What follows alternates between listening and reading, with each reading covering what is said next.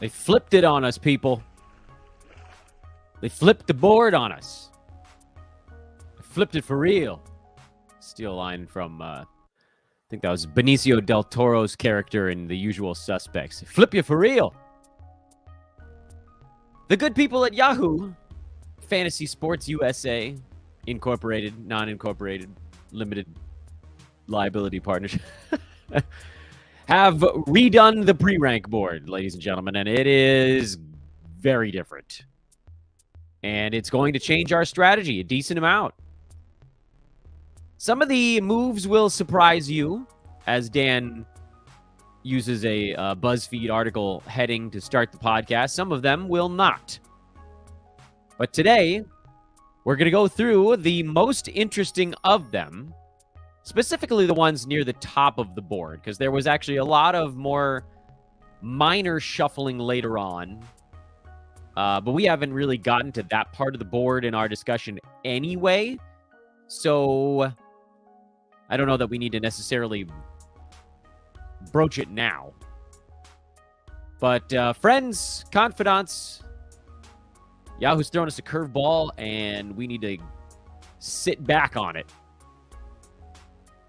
Knock one out of the park. Welcome to the show, everybody. This is a simulcast of Fantasy NBA Today. Those of you watching live on YouTube, you're just basically watching an audio podcast being recorded, which seems dry as hell. But some of you folks have expressed interest in me continuing to do so. So for all intents and purposes, I will. And it seems like overall it's been a positive for the Sports Ethos YouTube page. So we'll keep doing that. But again, this is basically a audio-only recorded pod that you guys are just kind of watching in on. You weird podcast voyeurs. We'll work our way down the board. That's the plan. Start at the top where there was an adjustment in the top three. Yeah, there's no messing around on this one. They moved almost everybody a little bit. And then a handful of folks a lot of it. And so we have to figure out what this is going to do to ADP information, whether it changes our draft strategy in any way. And as some of you heard on yesterday's show, as we went through our wins and losses, steals and busts, favorites and least favorites of the second round, some of these moves are crossing round borders. Not round borders, but the border between rounds is how I probably should have phrased that the first time around. I'm Dan Vespers, still am, same guy. But I took a shower between podcasts today. At Dan Vespers on Twitter, DanBesbris. Please do drop a follow over there. And I got a good word. The tech guys have turned the sale price back on, my friends. The sale price is back on. The All Sport Fantasy Pass is back down to $7 a month. That was the sale price from last weekend. It is back on for those that missed the last one. Make sure you check that out. It's got our basketball stuff, so all the draft guide stuff, the Brewski 150 will be in there when that's done, projections, points league stuff, tools, all that good stuff. It will also have all of that stuff for football and baseball. Football actually is all in it right now. That season just started. Baseball, they're kind of wrapping things up a little bit. You still get daily pickups from those guys and other fun articles about relievers and stuff. But then, of course, when that loops back around to the start of 2024, you'll get the baseball draft guide and everything that goes with that as well. So that's the All Sport for $7 a month. The reason I bring this up is that many of you are thinking about getting the NBA Fantasy Pass and you're just waiting on it. That's $6 a month for one extra dollar a month. You can get all of our sports here at Sports Ethos and then just go kick some butt in everything year round instead of for part of the year, which a part that's getting shorter as we continue to lop pieces off of the head-to-head schedule. But anyway, that's the promo stuff for the front end of the show. Let's dive in. Let's talk a little bit about the Yahoo rearranged board just in time for Rosh Hashanah, I guess. Starts tomorrow. It's Yahoo's playing Jewish New Year tricks on all of us here. Nikola Jokic remains in the number one seat, so no massive surprises there. But right out of the chute, by the time you get to the number 2 spot, you've already got a shakeup. Nikola Jokic, followed now by Luka Doncic in the 2 spot. His ADP sits behind Joel Embiid's. It's possible that over the next couple of weeks, those two end up flip-flopping because now they have been flip-flopped on the board. Doncic is number 2 because of his prowess in 8-category leagues and even more so in points leagues. He is a points league mega stud, always at the way top of the board because turnovers, free throw percent, his 2 weakest categories by a pretty significant margin. Field goal percent was actually kind of a wash last year, but if you punt 2 of those 3 categories, effectively turning your player into a points league player, Luka is in a dead heat with Joel Embiid for the number 2 spot overall. They are both way behind, oddly enough, somehow, Nikola Jokic. I don't really know why. I guess because Jokic is outstanding at field goal percent and free throw, he's just kind of okay. But he gets a nice bump from points leagues as well. Odd twist on things. You wouldn't expect that, but the fact that Jokic is weak in turnovers, weak being sort of doing some heavy lifting there, and then just sort of not great at free throws. If you eliminate any of the categories that Jokic is not great at, he opens up a pretty commanding lead over everybody else. But that's the answer to the question of why the hell is Luka number 2. It's because not everybody's playing 9-category leagues, and not everybody's playing to attack all 9 categories, even if they are in them. But he does certainly profile better on the points league side because while it's true, and I've seen this on Twitter a little bit, and I talked about it with Josh on his show about Giannis last night, if you have Luka, you don't have to punt free throws. He's not that awful at it where it just obliterates the category altogether. It just makes your life easier because if you're not punting free throws, he's not a top 3 guy in overall ranks. If you are, as we just talked about, he basically is. Easy peasy. Let's keep going. Joel Embiid at 3. Joel Embiid. I'm embedding the link to Joel Embiid at 3. Try again, Dan. And now in my eyes, in pretty much any league, 9-cat would be preferable, but 8-cat as well, where you're not punting anything. Joel Embiid has a shot to be the number 1 guy this year, provided he can stay upright. So, number 3 pick is an interesting spot to be because now you're debating between Embiid, who might obliterate everybody on a per-game basis this year, including Jokic. He might beat Jokic per game, and I think he pretty much spanks everybody else. Again, as long as he is focused and engaged. The injury stuff is a worry, but he was tied with Jokic on a per-game basis last year, and Embiid is probably going to have to do more this season, and Jokic is probably not going to be doing more. How could he? I guess someone could get hurt, but off the championship, to me, it feels like the Nuggets are throwing this season into cruise control. So I love Embiid at 3 now. Feels like a massive win. And you're going to get in leagues where people are so afraid that he falls to 4 or even 5. It's not going to happen all that often. Tatum at 4 in pre-ranks. So let's line these 4 names up a little bit. Tatum, Shea, Halliburton, and Steph now, which is notable because before, Tatum and Halliburton were 4-5. Shea and Steph were 6-7. Shea's the guy who shifted up one there. It pushed Halliburton down a click. And in my eyes, this is excellent. The farther down the board that you guys can bring me Tyrese Halliburton, the happier I'll be. I think he's in line for a really good year. You guys have heard me talk about that. I think his games played are way up this season. If I'm drafting at 4, I'm debating between Shea and Halliburton because Shea has that per-game ability. Even if the free throw stuff comes down a hair, he should still be at least in line with Halliburton, which was slightly in front of Jason Tatum last year. And then you get into Steph, which is sort of a different thing. He was also above Halliburton and Tatum per game, but Steph, you're now dealing with sort of the old age stuff. But Halliburton, I think, takes a step slightly forward. I like the games played. I think Shea, even if he takes a small step back, I think he plays a decent number of games, as does Tatum. You have a choice of 3 guys that, in my mind, are all going to be trying to play 75 games this year. How much they get of that, I don't know. But they're trying to get there in a way that I don't think Embiid or Doncic or Jokic is actually trying to do. And same story for Steph. I don't think they're trying to get him to 75 games this season either. Even if, out of all of these guys we just talked about, Steph does have the best per game potential and will likely beat those guys per game. I just think it's close enough on that front where, Steph played 56 games last year. He was on and off the injured list in fantasy. He was on and off just being hurt in real life pretty much the entire season in a way that Tatum was not and Shea was not. Played more. 10 is the number between... No, excuse me, 12. Shea beat him by 12 games. Tatum beat him by 16. 18. I'm struggling, man. I need to get more sleep right now. And then Halliburton tied him, and that was on a team that went into a tank mode at the end. So Steph is, as much as I love having Steph at the start of one of these drafts, he is very much the clear number 7 pick in my eyes here.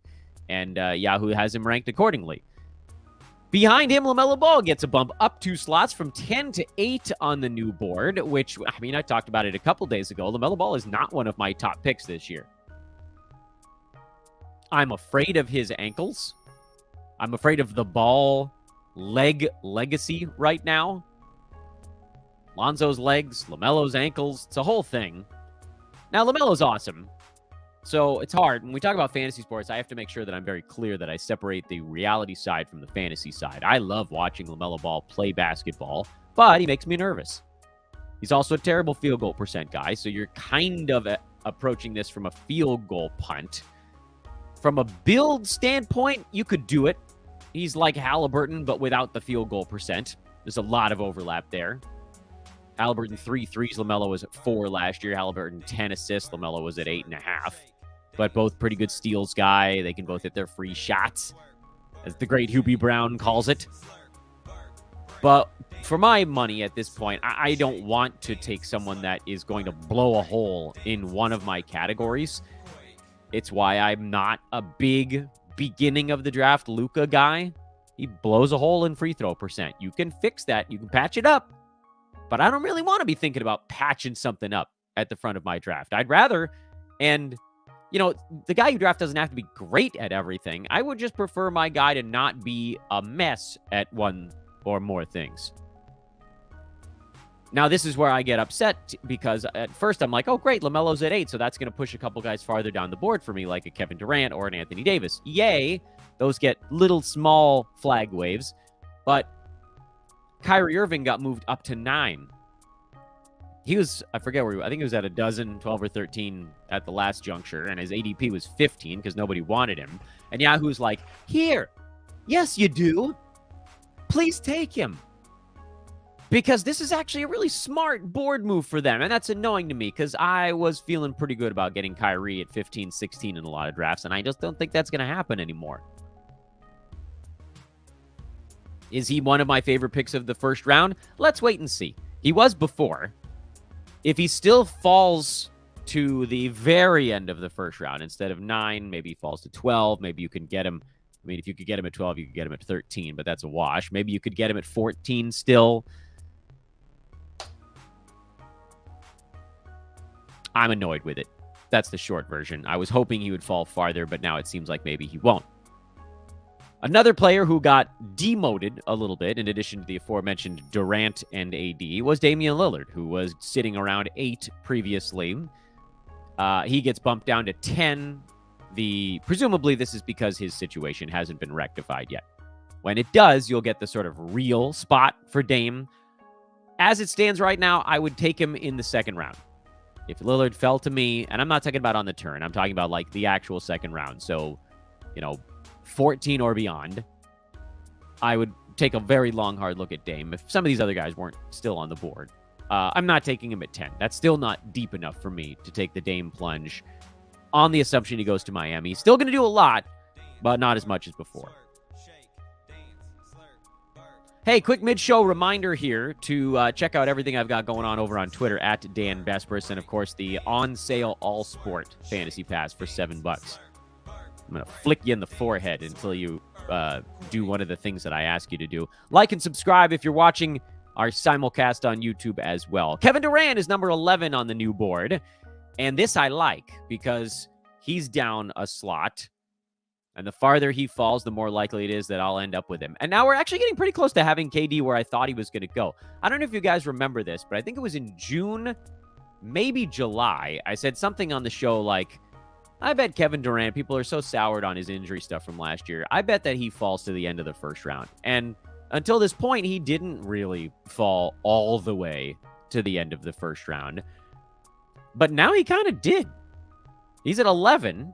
If he slips even the tiniest bit, you got him at the end of the first round.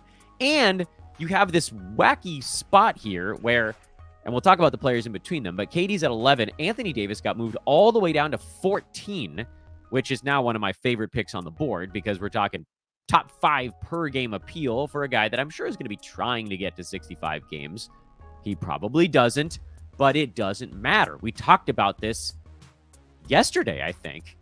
AD played only 56 games last year, had a serious foot injury, and still managed to be number 17 by totals, missing this 14 rank by 3 slots. Said it before, I'll say it 1,000 times. If he plays 62 games this coming year, he's a mid-first rounder. That's the power of the top per game guys. So I love Anthony Davis at 14. Games cap roto. What if I somehow ended up with Kevin Durant and Anthony Davis in my first 2 picks? Oh my God. Cleanup. That's what you'd need. Incredible. So those guys falling is lovely to me. And that's the flip side of this. I'm sure I could dwell on the fact that Kyrie Irving is not going to be the value he was 2 days ago. But Kevin Durant and Anthony Davis are values now. You know, window closes, door opens, door closes, window opens, that whole sort of thing. So if everybody's freaking out about values being lost in these board rearrangements, it does create other opportunities. We just have to be ready to kind of pivot strategy.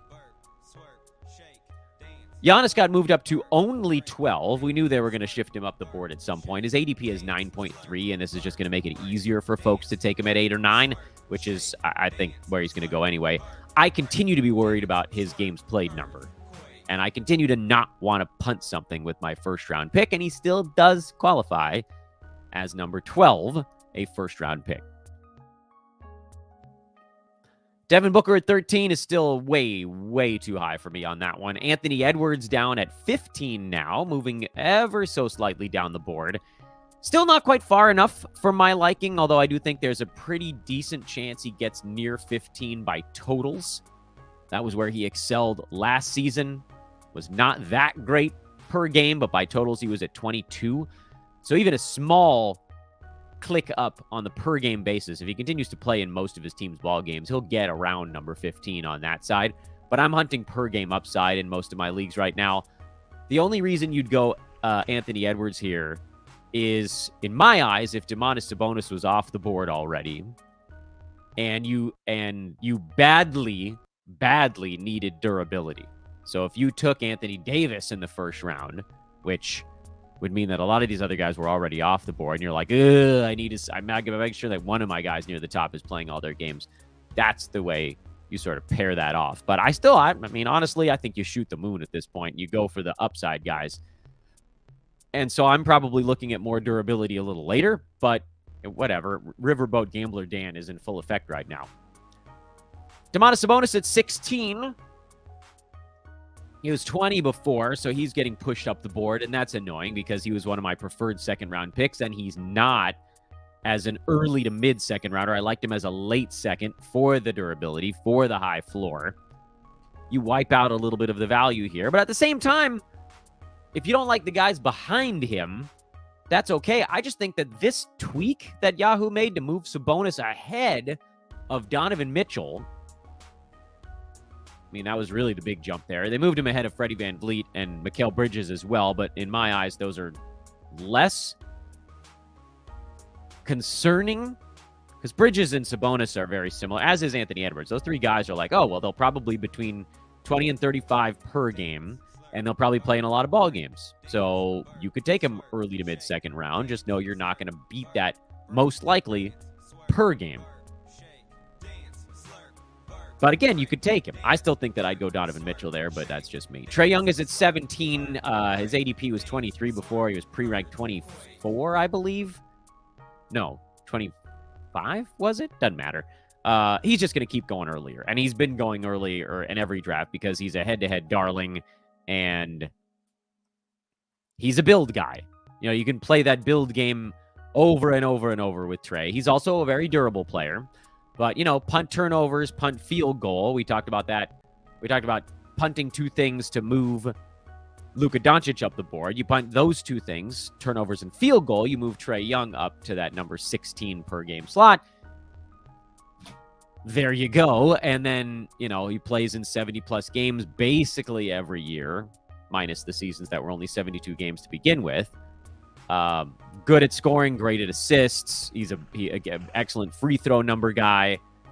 Very easy to build around because he is so elite at a few things. And then he lands basically where he's getting drafted. That's the Trey Young story. And that's why for folks that are like, why are you taking him here? He was ranked near 40 last year in Roto. Yeah, this is why. You need to be, it's build stuff.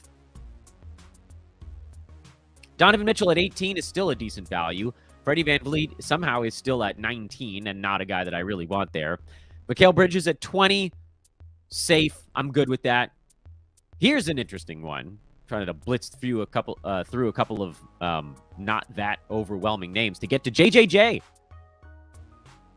At pick 21, Jaren Jackson Jr.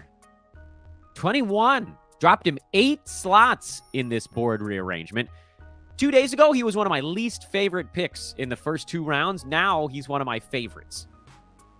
Because you're no longer building your team on JJJ's chassis. If he was your pick at 12, everything you did after that had to be built on JJJ, who you're going to be great at blocks, and you're just sort of fine at almost everything else. That's not a great hull to put your team on. Now you get him at 21, he's getting paired up with somebody like a Tatum or a Shea or a Halliburton or a Steph Curry, and you're like, awesome! 3 of those guys are guards. Steph, Tyrese, Shea. Put JJJ with those dudes. You shore up blocks without hurting any of the other categories. He likely scores more this year because Ja's missing a third of the season. Terrific. I'm all in. Give me JJJ at the end of the second round, not at the end of the first. It's a big, big difference. This is one of those spots where, you know, 10 picks makes the world of difference. Desmond Bane. His pre-rank is at 22, mostly left where he was. He's starting to get shunned a little bit in mock drafts. So when we did this morning, he fell all the way to the end of the 20s. And I would take so much Desmond Bane at the end of the 20s. Because dude was number 35 last year and only 31.5 minutes per ball game. A lot of what we saw from him was kind of him coming back from an injury. Remember, he missed a ton of time. I think that was between like early December and what was it, like 6-8 weeks later, something like that. Bane got off to a wonderful start last year, playing 33.5 minutes per game, first 15 games of the year or so before he got hurt. He was at 25, 5 and 5, 4 threes a game. There's no reason he can't replicate that with Ja on the shelf. He might be able to do that with Ja not on the shelf this year. Bane's probably a second rounder per game this season. I'm really happy about the fact that he's starting to get pushed down the board a little. You guys remember me in May coming on the show and I was like, Bane, keep an eye on Bane. I think he's going to get faded this coming year because of the injury. And then Ja got suspended and that blew up in my face. But now he's starting to get like kind of semi-faded a little bit. And that's good for us. Good news for us. We need a little more fade, though. Get him into the mid to late 20s. Lap it up. Kawhi still around 23. I think he moved up 1 slot, so nothing special there. Roto games cap play in this range. If he falls much farther, you take him in all formats. Jimmy Butler, similar story. A little bit less excited about him than Kawhi, especially if Dame comes to town. I don't know that I want him right at the end of the second, but he's a guy that falls in a lot of drafts as well. So, you know, get him to 30 and then take the plunge. Paul George, similar story, but again, needs to be about a half round deeper. So for me, I'd probably take Kawhi in almost any format around pick 25. Butler around pick 30. PG more like 35. That's the difference in those guys. PG's just not as good per game as Kawhi and Jimmy Butler is. Meanwhile, James Harden has taken the brunt of a Yahoo downgrade, feared that we won't know where he's playing at the beginning of this season, or if we do, it's going to be fat suit James Harden still in Philadelphia. And I get it. You can't draft him if he's pulling that shtick, because even once he gets moved, he'll be out of shape and pulling hammies every 4 games. If he shows up healthy, wherever he's at, okay, maybe we take a shot. But this is why you need to do your draft on... Sorry, I got an itch on the outside of my right nostril, those watching on YouTube. This is why you got to take him... This is why you got to draft on October 22nd, basically. Because we don't know where Harden is yet. You can't draft him right now. He could be a Clipper, bad. He could be a Sixer, real bad. Because that's a give-up Harden. Or maybe he gets moved in 2 weeks and then he's ready to rumble. And that's good Harden. That's, mid-teens or earlier. LeBron at 27, still too early for my taste. I think he's in the 30s per game this year. I'm fading LeBron pretty hard. I'll probably regret it. Pascal Siakam at 28, that's about where he was before, and I don't like it. Bam Adebayo moved up 6 slots despite all the maybe Dame's going to be a Heat thing. Don't like that either. Adebayo's not a 20-something per game guy. He was 34 last year. He likely sees fewer offensive opportunities, and this is like the equivalent of, in my eyes, doing the Anthony Edwards thing at 13, where you're not doing it for per game. By the way, Bam was number 27 by totals last year. If you're like, yeah, but he played in 75 games. Yeah, it didn't help him that much. DeJounte Murray at 30 also got shuttled up the board about 5 slots. And I'm also not particularly pleased with it because he was 24 by totals last year. And that's why going it at 35, I was like, okay, well, he'll probably be per game around 35. And he'll probably beat the league average in games played. But now you got to invest a little bit more in him. I don't think that he's a top 30 per game player this year unless the steals come back to 1.7 or 1.8. And then you need the totals to get him there. So less enticing for me at 30. I could still be sort of conned into it. But I don't know that it's the thing that I want to do in a big way. The top 30 is basically what I wanted to get through on today's show, but I also wanted to hit on a couple of key names that sit in the not-too-distant future beyond that mark. Lauri Markkanen moved way down the board. I think he was 23 or 24. He's now 31. Big downgrade for Lauri, which makes him kind of interesting now. He was 18 per game last year in what I think is sort of a not repeatable 50-88 field goal and free throw split. I think the 50 field goal percent does come back down a little bit. But a lot of his other stuff, I think he can repeat. Because Utah, by and large, lost guys that did stuff. They still have Jordan Clarkson, so he'll be out there chucking away. And they brought in John Collins, but he's more sort of an efficiency player. But Markkanen's the lead horse on that team. Colin Sexton, he'll get some shots up. But that's why I didn't want Markkanen at 20. It felt like last year was as good as it gets. But now we're talking in the 30s. Could we call it safe? I don't know. There's a big upside at 31 for him, but it does feel like a much more reasonable spot to end up with it. Cade Cunningham got shot all the way up to number 32 in this build. We've talked about Cade a bunch. He's also a build guy. I want to make sure that we sort of get that terminology beaten deep into your brain grapes.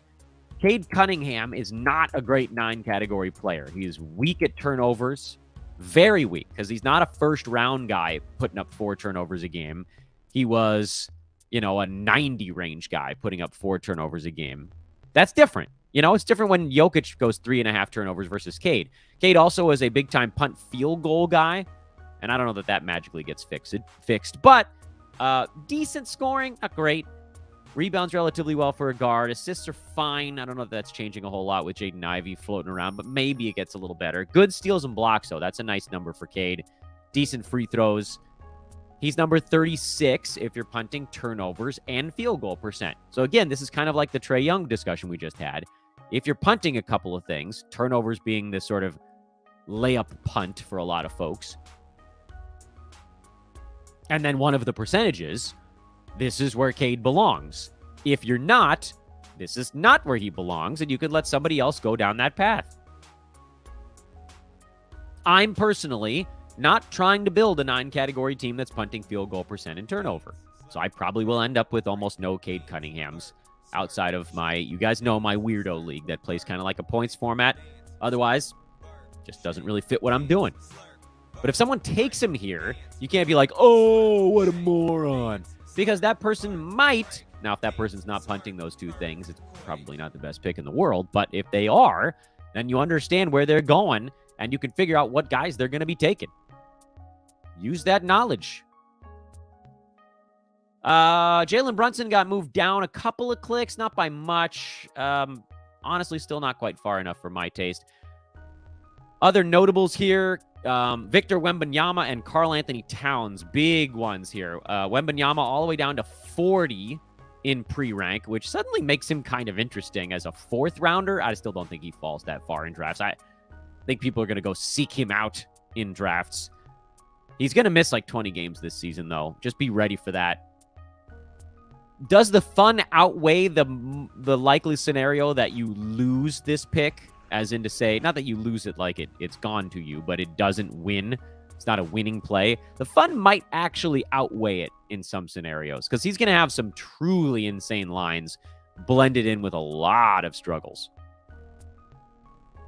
And the other one, Cat. Cat got moved all the way down to pre-rank 39. But I'll tell you guys, I did a mock this morning, and he still went in the mid-20s. So I don't think people are buying this adjustment to Karl Anthony Towns. He likely still goes in the 20s. I'll believe it when I see it, that he actually gets drafted mid to late 30s. That doesn't feel reasonable, does it? That feels like crap.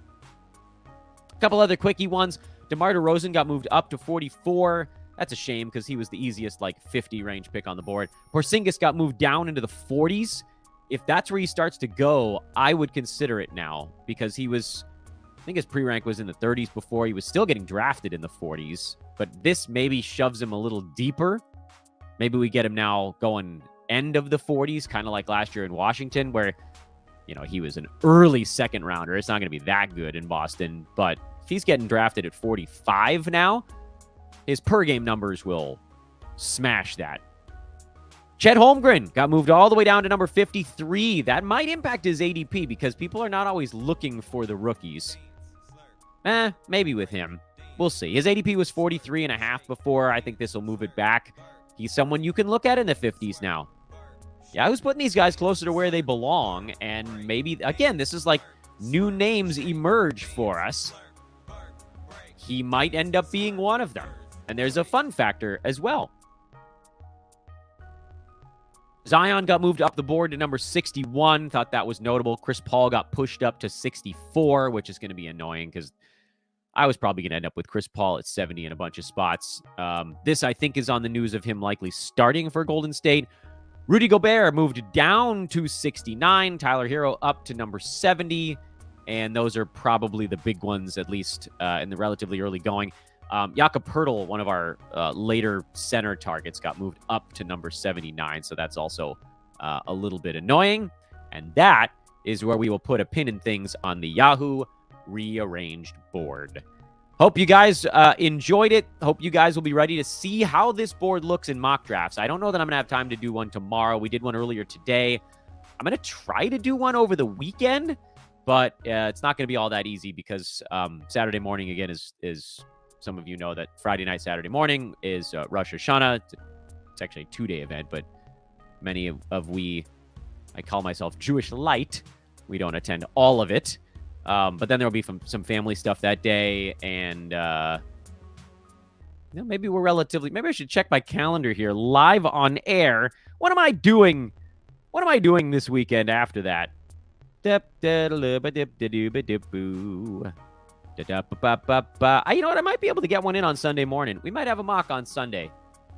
Stay tuned for a possible Sunday morning mock. All right, what else was I trying to get to you guys? Dan Baspers is the name on Twitter. I want to hit that for a third time because I really want to push all of you guys over into the social media sphere.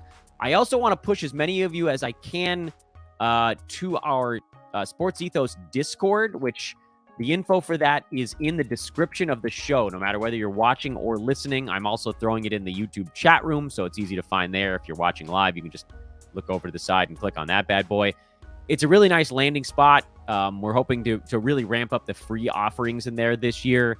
And because Twitter is like intermittently a hellscape these days, it's a place where you can get all of your ethos information kind of condensed and packaged without all the outside whatever's going on Twitter xtwitter.com, and so on and so forth. What else did I want to tell you guys about? What's next? Tomorrow, we'll pick up where we left off with some favorites and least favorites of the third round. And then next week, that'll allow us to go a little bit deeper on the board because we've basically gotten through the top 36, a little bit beyond that before. But I want to try to get into some deeper names as we work towards the top 100. Any other ADP shifts, we'll keep an eye on those because of this board rearrangement. And again, we'll keep getting those mocks as often as we can. 2-show Thursday in the books, everybody. Thanks for watching one, the other, or both. As I said before, love you all right now. This is a fun time of year for us. The ramp up. 40 days to the start of the NBA season. I am Dan Vespers. This is Fantasy NBA Today. Like, subscribe, rate, and review. You know the drill. And I'll get at you all tomorrow. So long for now.